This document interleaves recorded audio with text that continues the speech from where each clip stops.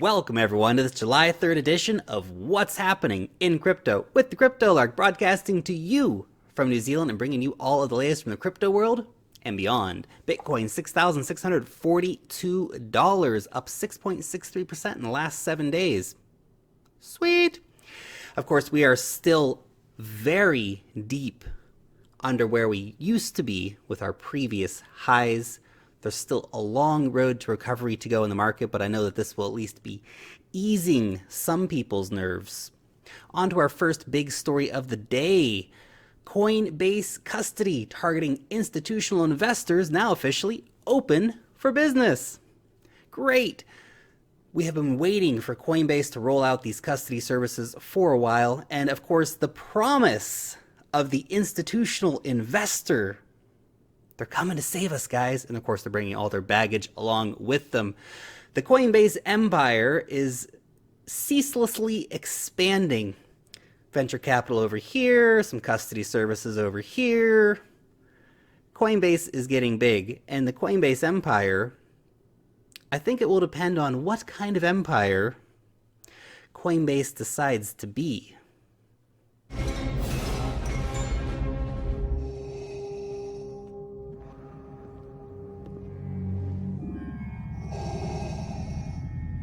What is thy bidding, my master?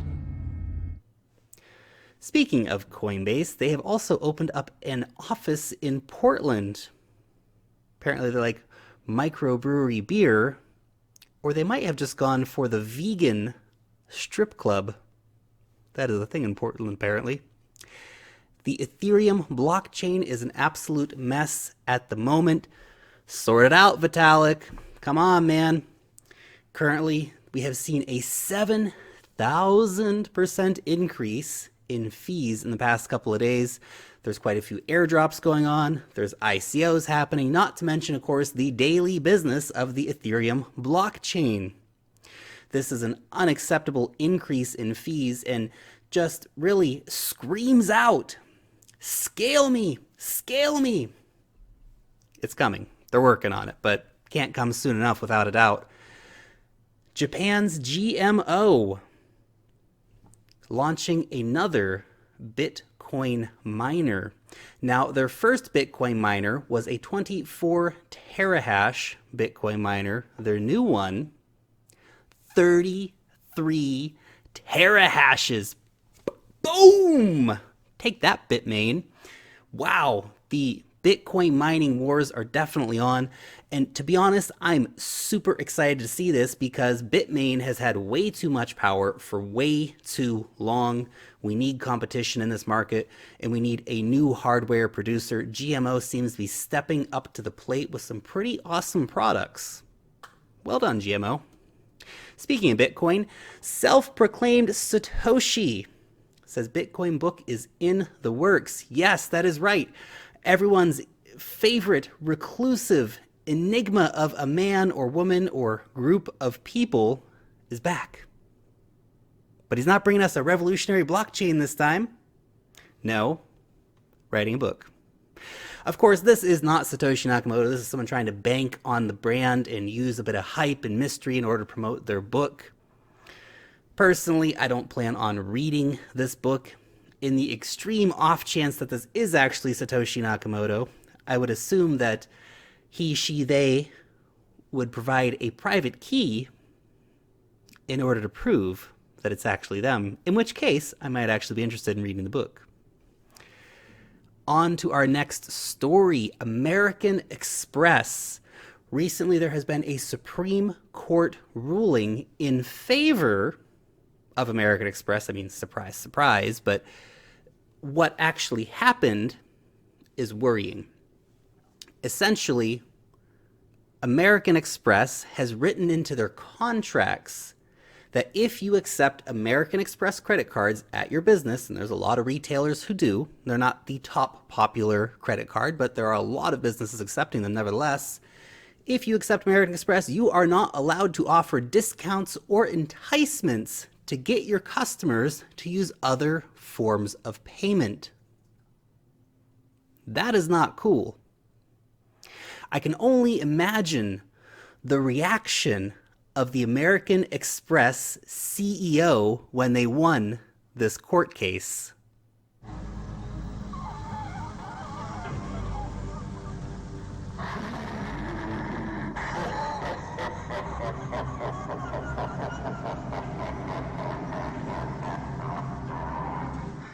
Now, it's not only worrying just for small credit card companies and the competing credit card companies, but also for cryptocurrencies. Let's imagine that you're a business and you'd like to accept Bitcoin or another cryptocurrency. Well, if you're accepting American Express, they're not going to let you do that, or at least they're not going to let you offer a discount, which is not cool. Not cool, American Express, and of course not cool for the Supreme Court for supporting that anti-competitive law. The Bank of Finland releases a scathing crypto report calling digital currency a fallacy. Really, Bank of Finland? Unsurprising from a central bank to see such remarks being made. They titled the paper "The Great Illusion of Cryptocurrencies." Wow, I'm unsurprised that they would have a negative outlook with a title like that. Apparently, the internet and social media have muddled our sense of fact and fiction. Thanks, Finnish Central Bank, for that public service announcement. They go on to say accounting systems for non-existent assets are what cryptocurrencies are. He makes the argument that digital ledger technologies like blockchain are actually the same as other record-keeping systems, but that their implementation of crypto is unrelated to the fundamental characteristics of money. Apparently, they have not read Andreas Antonopoulos' The Internet of Money. Perhaps this is an intentional misrepresentation of what blockchain and Bitcoin is all about. Perhaps it's unintentional. They simply didn't understand it or didn't do enough research. I'm going with the first one personally, considering it's a central bank. But this really misunderstands the situation. A traditional record-keeping system, let's say a book, somebody can come in and just erase one of the transactions.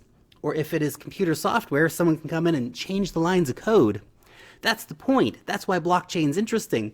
It's immutable. Once it's been written into the blockchain, that's it. Not to mention, of course, that anyone in the world can use Bitcoin. If you are in a country where it's really difficult to get a bank account, well, if you have the internet, you can get the software, you can have a Bitcoin wallet. It's that easy. Apparently, also, other departments in the Finnish government did not get the memo that we're going to go anti-cryptocurrencies because the Finnish government has revealed plans that they are working with Essentia One for an international blockchain logistics hub. For a country like Finland, there is so much potential in blockchain and cryptocurrency. To see them follow the central bank's fear-based lead would be a mistake. They do need to embrace this technology and get at the forefront of it. We can see all these countries that are getting in, trying to position themselves for the coming technological wave, which will be based on distributed ledger technologies. The guys over at NEM have partnered up with Pillar for a sustainable partnership for sustainable products. I don't know what that means. What? Sustainable products, sustainable partnership? Besides the point. I'm sure it'll be a great partnership for both of them. It's always good to have more friends in crypto and more partnerships to spread the word about your blockchain. Without a doubt, important. Cardano and Google in talk for a possible partnership. It's just a rumor at this stage. It's just a rumor, but Cardano has met with Google.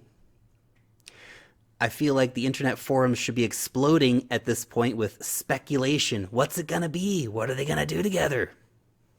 We'll have to wait and see. Neither side has made a statement yet. At this point, it is all speculation. But we're watching. Get the popcorn ready, guys. Enigma releases their secret contracts on the testnet. Cool. I'm really excited to see Enigma moving forward with their blockchain. Of course, we're going to want to see that on the mainnet pretty soon. The competition is very fierce, but this is definitely a step in the right direction. And our final story today, Crypto Valley declares their blockchain voting trial a success.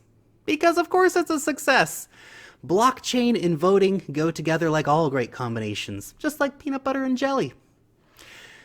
I think that we'll see this test case move on, hopefully to other cantons, hopefully to a federal level inside of Switzerland. Maybe the EU will take notice, maybe some other big countries will take notice, and then it'll be the world. Blockchain voting for everyone. Let's see how the situation develops, but this is a nice trial. I think it really adds a lot of weight to the use case of blockchain in voting. Well done, Switzerland. Keep it classy.